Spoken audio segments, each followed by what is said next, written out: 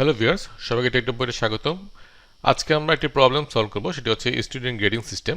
এবং এই প্রবলেমটা হচ্ছে এরকম যে আমাদের স্টুডেন্টের একটা মার্কস দিব আমরা, এবং সেই মার্কস অনুযায়ী আমাদের আউটপুটে কি আসবে, সেই স্টুডেন্টটা কি গ্রেড পেয়েছে।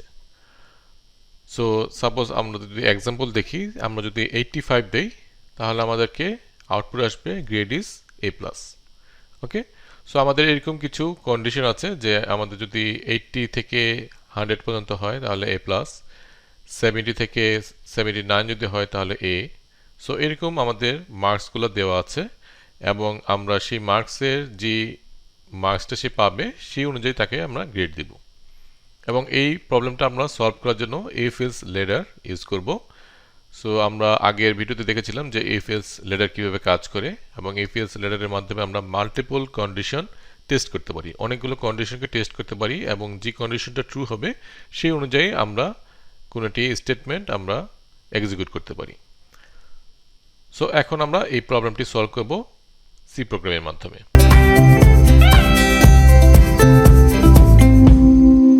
সো এখন আমরা এই গ্রেডিং সিস্টেম, এই প্রোগ্রামটি আমরা এখন আমাদের কোড বক্সে লিখব। সো আমি বরাবরের মতোই মেইন ফাংশন আগে লিখে রেখেছি, এখন আমরা এখানে লিখব। সো আমাদের ফার্স্টে কি হবে, আমাদের একটা ইনপুট নিতে হবে, সেটা হচ্ছে মার্কস। সো আমি ইন্ট লিখে মার্কস লিখলাম। এখন এই ইনপুটটা আমরা নিব, তার আগে আমরা প্রিন্টএফ দিয়ে ডিফাইন করি যে আমরা কি করতে যাচ্ছি। সো আমি লিখলাম এখানে এন্টার দ্য মার্কস। ওকে, এখন আমি স্ক্যানএফ এর মাধ্যমে আমরা মার্কস এই ইনপুটটা নিব। সো আমি % দিয়ে এম্পারসেন্ট দিয়ে মার্কস লিখলাম। এখন আমরা যেহেতু আমাদের একটি রেঞ্জ দেওয়া আছে 0 থেকে 100 পর্যন্ত আমাদের মার্কস হতে হবে। এখন কেউ যদি এই 0 থেকে কম অথবা 100 থেকে বেশি এরকম যদি কোনো মার্কস দিয়ে থাকে তাহলে কিন্তু সেটা ইনভ্যালিড ইনপুট হবে। সেজন্য আমরা ফার্স্টে চেক করব যে এই মার্কসটা যে ইনপুট আমরা নিচ্ছি সেটা কি ভ্যালিড ইনপুট কিনা। তাহলে এখন আমি একটা কন্ডিশন লিখব, if marks is less than 0 or marks is greater than 100। যদি এটা আমাদের ইনপুট হয়, অর্থাৎ এই রেঞ্জের মধ্যে যদি থাকে, তাহলে আমাদের কি হবে, এটা একটা ইনভ্যালিড ইনপুট হয়ে যাবে আমাদের জন্য। সো আমরা এই জন্য লিখে দিব যে your input is invalid, এবং আমরা এই প্রোগ্রাম থেকে রিটার্ন করে ফেলবো, যেহেতু আমাদের আর কোনো কিছু টেস্ট করার দরকার নেই। যখন আমাদের ইনভ্যালিড কোনো একটা ইনপুট দেওয়া হবে তখন তার মানে কি আমাদের এই প্রোগ্রামটা আর অন্য কিছু চেক করার দরকার নেই, কারণ আমাদের ইনপুটটাই হচ্ছে ইনভ্যালিড। সো যদি এই ইনপুটটা ভ্যালিড হয়ে থাকে, অর্থাৎ 0 থেকে 100 এর মধ্যে কোনো নাম্বার সে পেয়ে থাকে স্টুডেন্ট, তখন আমাদেরকে চেক করতে হবে যে ইফ এই মার্কসটা 80 থেকে বড় কিনা, এবং এই মার্কসটা কি 100 থেকে ছোট কিনা অথবা 100 এর সমান কিনা। যদি এটা হয় তাহলে আমাদের প্রিন্টএফ এ কি আসবে, the grade is A+। এখন যদি এই কন্ডিশন ফলস হয় তাহলে এলসে যাবে এবং এলসে যেয়ে চেক করবে। সো সেখানে কি আমরা লিখব, মার্কস কিন্তু 70 থেকে বড় কিনা, অ্যান্ড মার্কস কি আমাদের 79 থেকে ছোট কিনা। যদি এটা হয় তাহলে আমাদের কি হবে, প্রিন্টএফ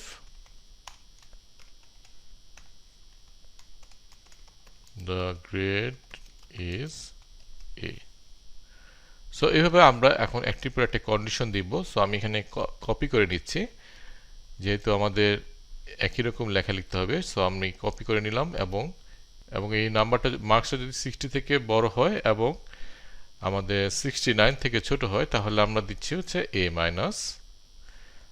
তারপর আমরা আবার পেস্ট করলাম। সো এটা হচ্ছে আমাদের এখন 50 সমান অথবা 50 থেকে যদি বড় হয় এবং 59 থেকে যদি ছোট হয় তাহলে আমরা বলতেছি সে বি পাইছে, তাই তো। তারপর আমরা আবার এটাকে কপি করলে পেস্ট করলাম। সো এই ক্ষেত্রে আমাদের কি 40 এবং এখানে যদি সে 49 পেয়ে থাকে, 49 এর মধ্যে থাকে, তাহলে আমাদেরকে আমরা বলবো সি। ঠিক একইভাবে আমাদের এস দিলাম এবং আমাদের লাস্ট কি আছে 33 থেকে যদি বড় হয় এবং 39 থেকে যদি ছোট হয় তাহলে আমাদেরকে ডি দিব। এবং এরপরে যেসব নাম্বার আমাদের থাকবে সেখানে আমরা কি করব, এস দিয়ে লিখব printf the grade is f। So আমাদের প্রোগ্রাম ফিনিশ। সো এখানে আমাদের কি ঘটতেছে, তাহলে আমরা জাস্ট এখানে ফার্স্টে চেক করে নিব যে আমাদের যে মার্কসটা আমরা দিচ্ছি সেটা কি 0 থেকে ছোট কিনা, অথবা এটা হচ্ছে অর, আমরা যখন অ্যান্ড না দেই অর এটা থেকে ছোট হতে পারে মার্কস, অথবা হতে পারে এরকম যে 100 থেকে বড়। এরকম যদি কোনো নাম্বার আমরা ইনপুট দিই তাহলে আমাদেরকে বলবে এটা একটা ইনভ্যালিড নাম্বার, এবং রিটার্ন 0 মানে হচ্ছে এই প্রোগ্রাম থেকে বের হয়ে আসবে, অর্থাৎ মেইন ফাংশন রিটার্ন করবে 0। সো এটা বের হয়ে আসবে। সো আমাদের পরবর্তী স্টেটমেন্টগুলো আর এখানে চেক করব না। যখন আমাদের এই কন্ডিশনটা ট্রু হয়ে যাবে, যেহেতু রিটার্ন 0 আমরা এখানে লিখেছি, সো আমাদের প্রোগ্রাম থেকে বের হয়ে আসবে। সো আমাদের এই নিচের লাইনগুলো চেক করতেছে না। যদি আমাদের ভ্যালিড ইনপুট দিয়ে থাকি তাহলে আমাদের কি করবে, এখানে চেক করবে যে কোন কন্ডিশনে পড়তেছে। যদি 80 থেকে 100 এর মধ্যে হয় তাহলে আমাদের বলবে এ প্লাস, আর যদি 70 থেকে 79 পর্যন্ত হয় তাহলে আমাদের বলবে এ। সো এইভাবে করে আমাদের প্রত্যেকটা কন্ডিশন চেক করবে। এখন যে কন্ডিশনের আন্ডারে আমাদের মার্কসটা পড়বে অর্থাৎ ট্রু হবে, সেই কন্ডিশনে যে প্রিন্টএফটা আছে সেটা আমাদের এক্সিকিউট হবে। সো এটা আমাদের এফএলস লেটারের মাধ্যমে আমরা করলাম। সো আমরা এখন দেখি আমাদের এই প্রোগ্রামটা কি ইনপুট নিলে কি আউটপুট দিচ্ছে। সো এখন যদি আমরা রান করি তাহলে আমরা কি দেখতে পাচ্ছি, এখন আমরা যদি দেই 40 তাহলে আমাদের আসবে সি। ওকে, এখন যদি এটার মধ্যে পড়তেছে তাহলে আমাদের সি আসছে। আমরা যদি এখন দেই 85 তাহলে আমাদের বলবে এটা A plus, the grade is A plus. এখন আমরা যদি এমন একটা ইনপুট দিই যেটা হচ্ছে -9, তাহলে এটা একটা ইনভ্যালিড ইনপুট, তাই তো। তো আমাদেরকে বলতেছে so your input is invalid. Okay, এখন যদি আমরা 100 এর থেকে বেশি দেই তাহলে আমাদের কি আসতেছে, 105 দিলাম, তাহলে কি আসতেছে আমাদের আমাদের আবার একই আসতেছে, ইওর ইনপুট ইজ ইনভ্যালিড। অর্থাৎ আমরা 100 বেশি অথবা 0 কম যদি আমরা কোনো ইনপুট দিয়ে থাকি তাহলে সেটা ইনভ্যালিড ইনপুট হিসেবে এখানে মেসেজ আসতেছে।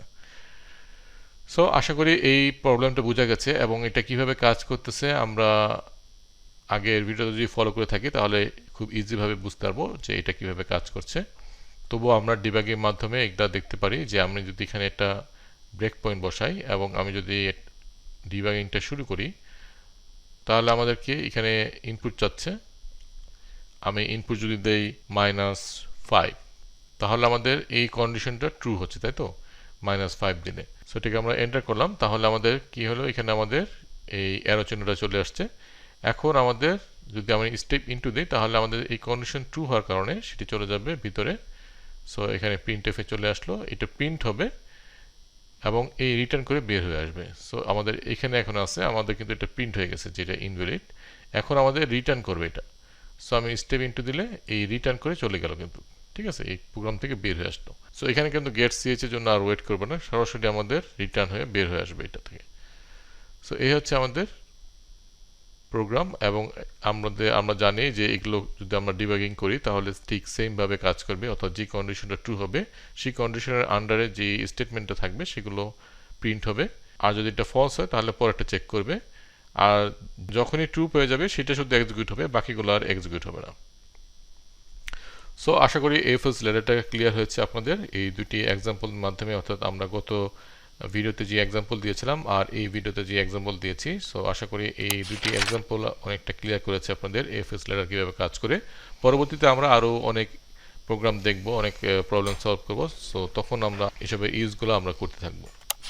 সো আজকের জন্য এটুকুই, দেখা হবে নেক্সট ভিডিওতে। আল্লাহ হাফেজ।